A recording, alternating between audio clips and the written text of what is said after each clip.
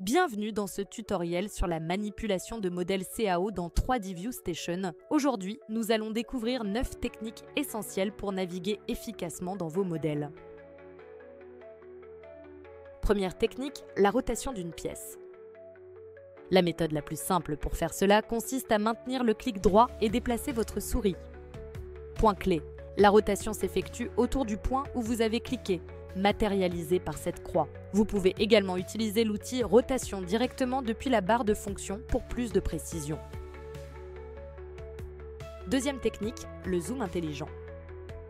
Utilisez la molette de votre souris, mais attention à cette spécificité. Le zoom s'effectue directement sur la position de votre curseur, pas au centre de l'écran. Cette fonctionnalité vous permet de zoomer précisément là où vous regardez. Troisième technique, le zoom fit. Faites un double clic hors de la géométrie afin de laisser apparaître l'ensemble du modèle. Quatrième technique, le déplacement pan.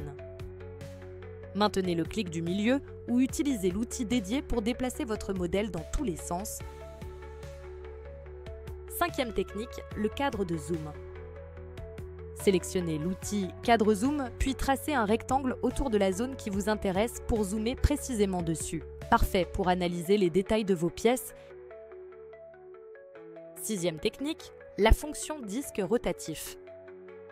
Cet outil vous permet de tourner le modèle selon un seul axe, toujours l'axe Z. Cliquez ensuite sur la fonction disque rotatif et tournez votre modèle. Septième technique, les réglages commandes de souris.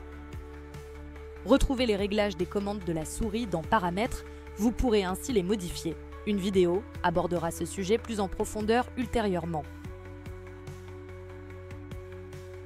Huitième et avant-dernière technique avancée, la plus puissante, les multiples commandes.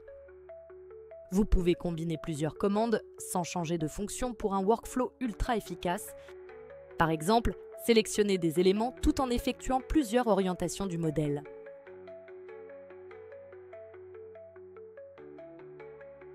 Dernière technique, l'orientation rapide. Dans l'onglet Affichage, utilisez la fonction perpendiculairement pour positionner automatiquement votre vue. Ainsi, votre vue se positionne instantanément perpendiculairement à la face sélectionnée, un gain de temps considérable pour vos analyses techniques.